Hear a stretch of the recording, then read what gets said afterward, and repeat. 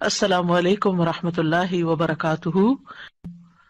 رب اشرح لی صدری ویسر لی امری واحلل عقدۃ من لسانی یفقہوا قولی۔ جمعہ بہترین دن۔ رسول اللہ صلی اللہ علیہ وسلم نے فرمایا، خیر یوم طلعت علیہ الشمس یوم الجمعۃ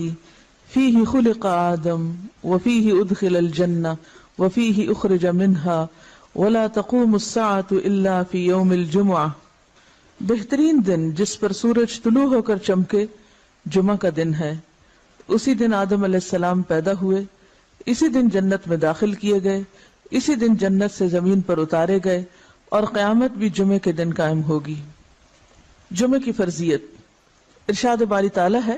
یا ایھا الذین آمنوا اذا نودی للصلاة من یوم الجمعۃ فسعوا الی ذکر اللہ وذروا البیع ذالکم خیر لکم ان کنتم تعلمون۔ اے اہل ایمان، جب جمعہ کے دن نماز کے لیے آذان دی جائے تو اللہ کے ذکر اور نماز کی طرف دوڑو، اس وقت کاروبار چھوڑ دو، اگر تم سمجھو تو یہ تمہارے حق میں بہت بہتر ہے، یعنی اسی میں تمہارا فائدہ ہے۔ لیکن سمجھنے کی بات ہے نا، کچھ لوگ اس وقتی تجارت میں فائدہ سمجھتے ہیں جو حقیقت میں خسارہ ہے، یعنی اس وقت تجارت کرنا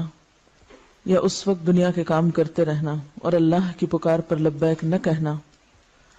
حضرت ابو الجعد دمری رضی اللہ عنہ سے روایت ہے کہ رسول اللہ صلی اللہ علیہ وسلم نے فرمایا، جو شخص سستی کی وجہ سے 3 جمعے چھوڑ دے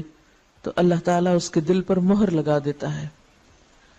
آپ صلی اللہ علیہ وسلم نے فرمایا، لوگ جمعہ چھوڑنے سے باز آ جائیں ورنہ اللہ تعالیٰ ان کے دلوں پر مہر لگا دے گا، پھر وہ غافل ہو جائیں گے۔ تو اس سے پتہ چلتا ہے کہ جب انسان ایک نافرمانی کرتا ہے اور اس کے بعد توبہ نہیں کرتا اور پھر دوبارہ وہی کام کرتا ہے اور پھر سے 12 وہی کام کرتا ہے تو پھر وہ اللہ کی رحمت سے دور ہونے لگتا ہے اور ایسا بے حس ہوتا ہے کہ نیکی کا شوق بھی اور گناہوں پر کسی قسم کی فکر اور پریشانی سب ختم ہو کر رہ جاتا ہے۔ حضرت ابن مسعود سے روایت ہے کہ رسول اللہ صلی اللہ علیہ وسلم نے ان لوگوں کے گھروں کو جو جمعہ سے پیچھے رہ جاتے ہیں جلا دینے کا قصد کیا، یعنی یہ ارادہ کیا کہ ان کے گھر ہی جلا دیے جائیں۔ جمعہ کا چھوڑنا بہت بڑا گناہ ہے، اس پر شدید وعید ہے، لہذا ہر مسلمان پر جمعہ پڑھنا فرض ہے، اس میں ہرگز سستی نہیں کرنی چاہیے۔ جب خطیب ممبر پر چڑھے اور آذان ہو جائے تو سارے کاروبار حرام ہو جاتے ہیں۔ جمعہ کے متفرق مسائل۔ نمبر 1، رسول اللہ صلی اللہ علیہ وسلم نے فرمایا،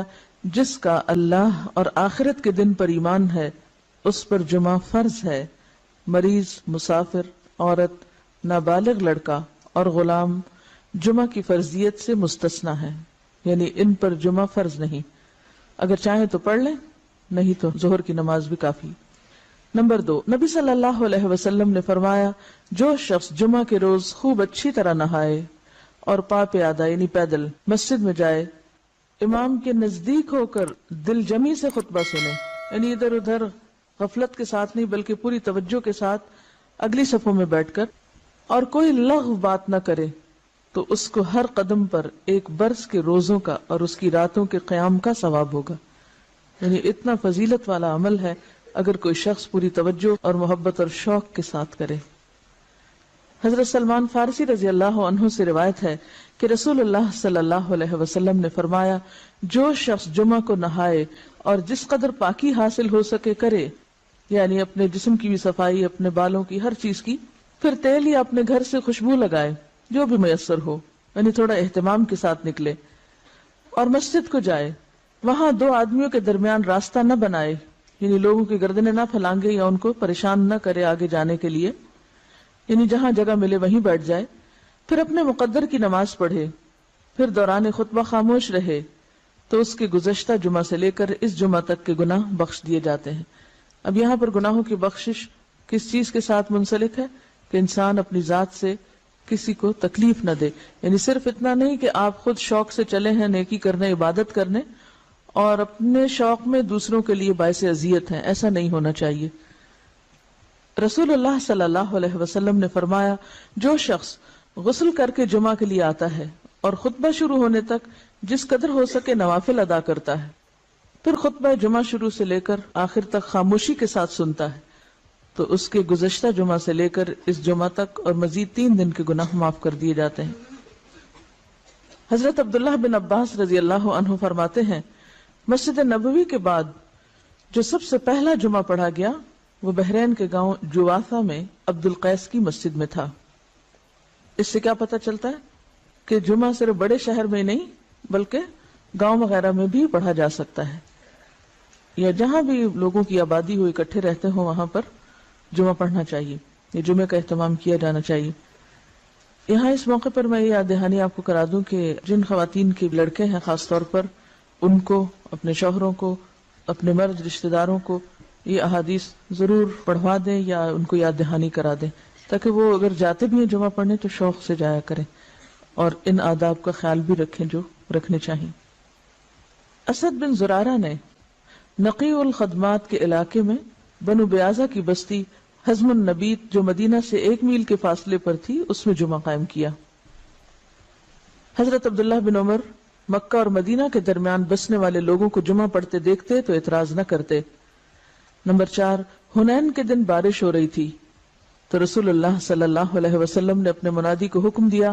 آج اپنی اپنی قیام گاہوں میں نماز پڑھنے کا اعلان کر دو، اور وہ جمعہ کا دن تھا۔ یعنی اگر بارش کا موسم ہو اور جانے میں تکلیف ہو تو ایسی صورت میں پھر ظہر کی نماز گھر پہ پڑھی جا سکتی ہے جب نکلنے میں حرج ہو۔ حضرت ابو ہریرہ سے روایت ہے کہ نبی صلی اللہ علیہ وسلم نے فرمایا آج کے دن 2 عیدیں عید اور جمعہ اکٹھی ہو گئی ہیں، جو شخص صرف عید پڑھنا چاہے اسے وہ کافی ہے، لیکن ہم عید اور جمعہ دونوں پڑھیں گے۔ یعنی اگر ایک ہی دن میں 2 چیزیں ہوں تو ایک کی رخصت ہے، یعنی عید پڑھنا کافی ہے، جمعہ جو ہے اس کی بجائے ظہر کی نماز بھی پڑھی جا سکتی ہے، لیکن آپ صلی اللہ علیہ وسلم نے پھر بھی دونوں چیزوں کو پڑھنا پسند فرمایا اگرچہ سہولت رکھی۔ عبداللہ بن زبیر رضی اللہ عنہ کے زمانے میں جمعہ کے دن عید ہوئی تو انہوں نے نماز عید پڑھائی، جمعہ نہ پڑھایا۔ اس واقعے کی خبر ابن عباس کو ملی تو انہوں نے فرمایا ان کا یہ عمل سنت کے مطابق ہے۔ نمبر 6، رسول اللہ صلی اللہ علیہ وسلم نے فرمایا اگر گنجائش ہو تو جمعہ کے لیے روزانہ استعمال ہونے والے کپڑوں کے علاوہ کپڑے بناؤ۔ یعنی اگر گنجائش ہو اور آسانی ہو اور سہولت ہو، اس سے یہ مطلب نہیں کہ ہر ہفتے نیا جوڑا سلوایا جائے، اس کا مطلب یہ ہے کہ جمعے کا جوڑا مخصوص بھی رکھا جا سکتا ہے، ٹھیک ہے، نہیں ایک دفعہ آپ نے سلوا لیا، اس کو ہر روز پہننے کی بجائے جمعے کے دن پہنا جائے، یعنی جمعے کا لباس مخصوص کیا جا سکتا ہے عام روزمرہ کے لباس سے۔ یعنی اہتمام کی بات ہے اصل میں، صرف نئے کپڑے سلوانے کی بات نہیں۔ نبی صلی اللہ علیہ وسلم نے دوران خطبہ گوٹ مار کر بیٹھنے سے منع فرمایا۔ گوٹ مارنا اس طرح بیٹھنے کو کہتے ہیں کہ ہاتھ یا کپڑے کے ساتھ رانوں کو پیٹ سے ملا کر بیٹھیں، ٹھیک ہے۔ اس طرح بیٹھنے سے عموماً نیند آ جاتی ہے اور پھر آدمی خطبہ نہیں سن سکتا۔ علاوہ ازیں اس حالت میں آدمی اکثر گر پڑتا ہے یا بے حجاب ہونے کا بھی اہتمام ہوتا ہے۔ بیٹھ کے دکھائیے، جی ہاں، اس طرح، یعنی بہت ہی ریلیکس قسم کی اور کیجول قسم کی سٹنگ ہے، یہ اس سے منع کیا گیا ہے۔ نمبر 8، جابر بن سمرہ رضی اللہ عنہ سے روایت ہے کہ رسول اللہ صلی اللہ علیہ وسلم کھڑے ہو کر خطبہ دیتے اور 2 خطبوں کے درمیان بیٹھتے۔ جو شخص یہ کہے کہ آپ بیٹھ کر خطبہ دیتے تھے اس نے غلط بیانی کی۔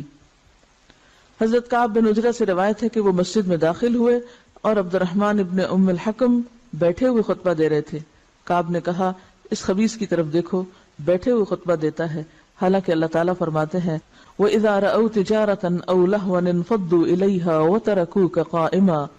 اور جب یہ لوگ کوئی سودا بکتا دیکھتے ہیں یا کوئی تماشا دیکھتے ہیں تو اس کی طرف بھاگ اٹھتے ہیں اور آپ کو خطبے میں کھڑا ہی چھوڑ دیتے ہیں۔ قرآن پاک سے یہ بات پتہ چلتی ہے کہ خطبہ کھڑے ہو کر دینا چاہیے۔ اب یہاں پر آپ سوچ رہے ہوں کہ بہت سخت لفظ استعمال کیا اور شاید ان کے پیچھے یا چھپ کے یا غیبت کے طور پہ کیا، تو اصل بات یہ ہے کہ صحابہ کرام کے اندر آپ نے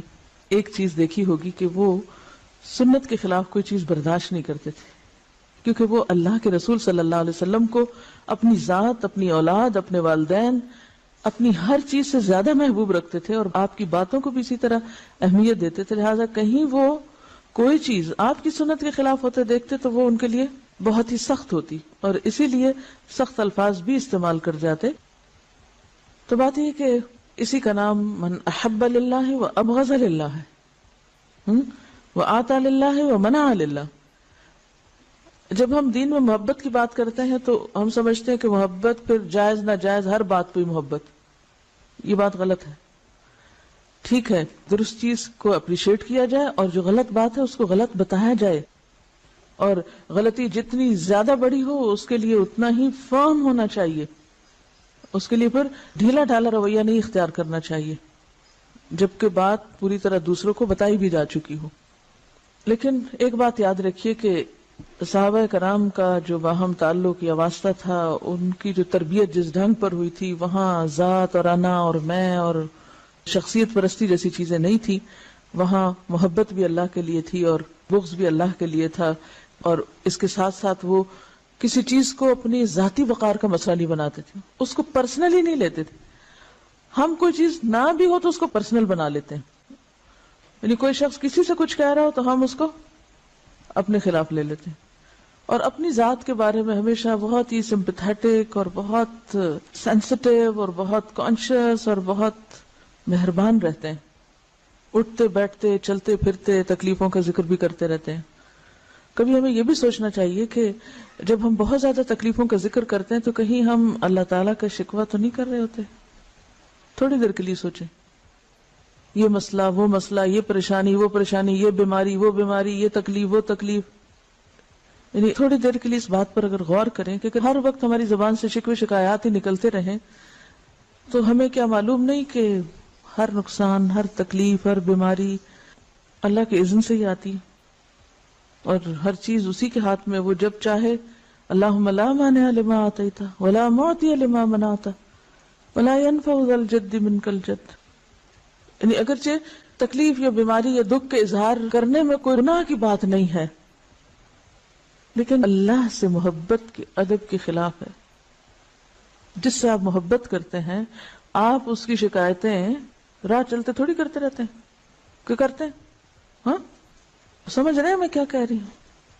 اس شخص سے آپ نے کیا سبق سیکھا جس کا صدقہ کسی ایسے شخص کو چلا گیا کہ جو مستحق نہیں تھا،